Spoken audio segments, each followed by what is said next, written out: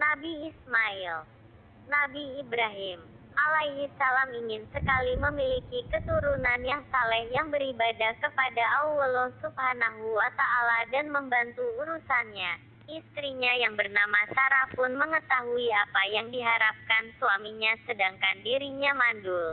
Maka Sarah memberikan budaknya yang bernama Hajar kepada Ibrahim agar suaminya memiliki anak darinya. Selanjutnya, Hajar pun hamil dan melahirkan Nabi Ismail yang akan menjadi seorang nabi.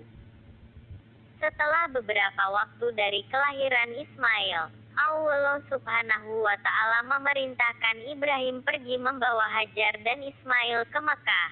Maka Nabi Ibrahim memenuhi perintah itu dan ia pun pergi membawa keduanya ke Mekah di dekat tempat yang nantinya akan dibangunkan Ka'bah.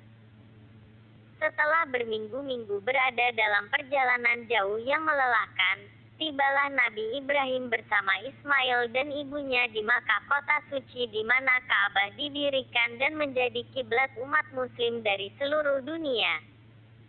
Di tempat di mana Masjidil Haram sekarang berada, berhentilah unta Nabi Ibrahim mengakhiri perjalanannya dan disitulah ia meninggalkan Hajar bersama puteranya dengan hanya dibekali dengan serantang bekal makanan dan minuman sedangkan keadaan sekitarnya tiada tumbuh-tumbuhan, tiada air mengalir, yang terlihat hanyalah batu dan pasir kering. Alangkah sedih dan cemasnya Hajar ketika akan ditinggalkan oleh Ibrahim seorang diri bersama dengan anaknya yang masih kecil di tempat yang sunyi senyap dari segala-galanya kecuali batu gunung dan pasir. Ia seraya merintih dan menangis, memegang kuat-kuat baju Nabi Ibrahim memohon belas kasihnya. Janganlah ia ditinggalkan seorang diri di tempat yang kosong itu. Tiada seorang manusia, tiada seekor binatang, tiada pohon dan tidak terlihat pula air mengalir. Sedangkan ia masih menanggung beban mengasuh anak yang kecil yang masih menyusu. Nabi Ibrahim mendengar keluh kesah Hajar merasa tidak tega meninggalkannya seorang diri di tempat itu bersama puteranya yang sangat disayangi, akan tetapi ia sadar bahwa apa yang dilakukannya itu adalah kehendak Allah yang tentu mengandung hikmat yang masih terselubung baginya, dan ia sadar pula bahwa Allah akan melindungi Ismail dan ibunya dalam tempat pengasingan itu dari segala kesukaran dan penderitaan. Ia berkata kepada Hajar, "Bertawakallah kepada Allah yang telah menentukan kehendaknya, percayalah kepada kekuasaannya dan rahmatnya. Dialah yang memerintah aku membawa kamu ke sini dan dialah yang akan melindungimu dan menyertaimu di tempat yang sunyi ini. Sesungguh kalau bukan perintah dan wahyunya, tidak sesekali aku tega meninggalkan kamu di sini seorang diri bersama putraku yang sangat kucintai ini. Percayalah wahai Hajar, bahwa Allah yang Maha Kuasa tidak akan melantarkan kamu berdua tanpa perlindungannya. Rahmat dan barakahnya akan tetap turun di atas kamu untuk selamanya, insya Allah." Mendengar kata-kata Ibrahim itu, segeralah Hajar melepaskan genggamannya pada baju Ibrahim dan dilepaskannya lah dia menunggang untanya kembali ke Palestina dengan iringan air mata yang bercurahan membasahi tubuh Ismail yang sedang menetap. Sedang Nabi Ibrahim pun tidak dapat menahan air matanya ketika ia turun dari dataran tinggi meninggalkan Makkah menuju kembali ke Palestina di mana istrinya Sarah sedang menanti. Ia tidak henti-henti selama dalam perjalanan kembali memohon kepada Allah perlindungan, rahmat dan barakah serta kurnia rezeki bagi putera dan ibunya yang ditinggalkan di tempat terasing itu. Ia berkata dalam doanya, "Wahai Tuhanku, aku telah tempatkan puteraku dan anak-anak keturunannya di dekat rumahmu, Baitullah, di lembah yang sunyi dari tanaman dan manusia agar mereka mendirikan salat dan beribadat kepadamu. Jadikanlah hati sebagian manusia cenderung kepada mereka dan berilah mereka rezeki dari buah-buahan yang lezat. Mudah-mudahan mereka bersyukur kepadamu." Kemunculan mata air Zam-Zam. Suatu hari, Hajar pergi berlari tergesa-gesa menuju Bukit Safa dengan mengharapkan mendapatkan sesuatu yang dapat menolongnya. Tetapi hanya batu dan pasir yang didapatnya di situ. Kemudian dari Bukit Safa ia melihat bayangan air yang mengalir di atas Bukit Marwah dan larilah ia berharwahlah ke tempat itu, namun ternyata bahwa yang disangkanya air adalah fata morgana, bayangan belaka, dan kembalilah ke Bukit Safa karena mendengar seakan-akan ada suara yang memanggilnya, tetapi gagal dan melesetlah dugaannya. Demikianlah maka karena dorongan keinginan hidupnya dan hidup anaknya yang sangat disayangi, Hajar mondar-mandir berlari sampai 7 kali antara Bukit Safa dan Marwah yang pada akhirnya ia duduk termenung merasa capai dan hampir berputus asa. Selagi Hajar berada dalam keadaan tidak berdaya dan hampir berputus asa kecuali dari rahmat Allah dan pertolongannya, datanglah kepadanya malaikat Jibril. Kemudian diajaklah Hajar mengikutinya pergi ke suatu tempat di mana Jibril menginjakan telapak kakinya kuat-kuat di atas tanah dan segeralah memancur dari bekas telapak kaki itu air yang jernih dengan kuasa Allah.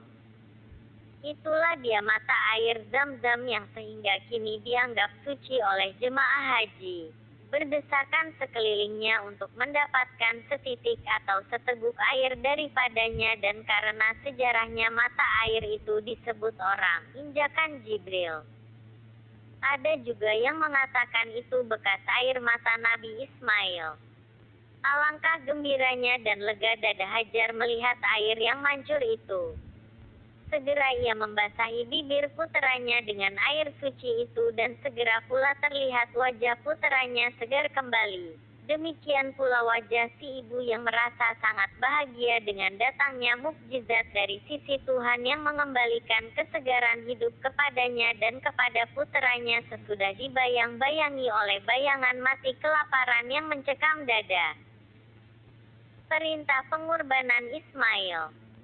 Sewaktu Nabi Ismail mencapai usia remajanya, Nabi Ibrahim mendapat mimpi bahwa ia harus menyembelih Ismail puteranya, dan mimpi seorang nabi adalah salah satu dari cara-cara turunnya wahyu Allah.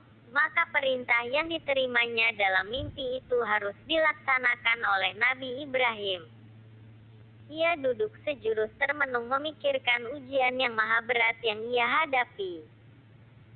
Sebagai seorang ayah yang dikurniai seorang putera yang sejak puluhan tahun diharap-harapkan dan didambakan, seorang putera yang telah mencapai usia di mana jasa-jasanya sudah dapat dimanfaatkan oleh si ayah, seorang putera yang diharapkan menjadi pewarisnya dan penyambung kelangsungan keturunannya, tiba-tiba harus dijadikan kurban dan harus direnggut nyawa oleh tangan si ayah sendiri.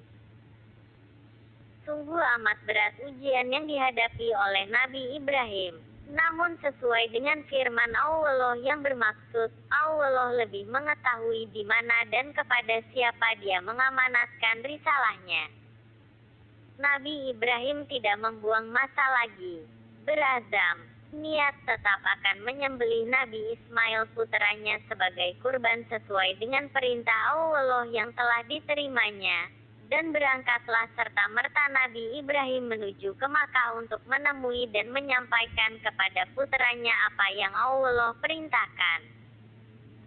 Saat penyembelihan yang mengerikan telah tiba, diikatlah kedua tangan dan kaki Ismail, dibaringkanlah ia di atas lantai, lalu diambillah parang tajam yang sudah tersedia dan sambil memegang parang di tangannya, kedua mata Nabi Ibrahim yang tergenang air berpindah memandang dari wajah puteranya ke parang yang mengilap di tangannya.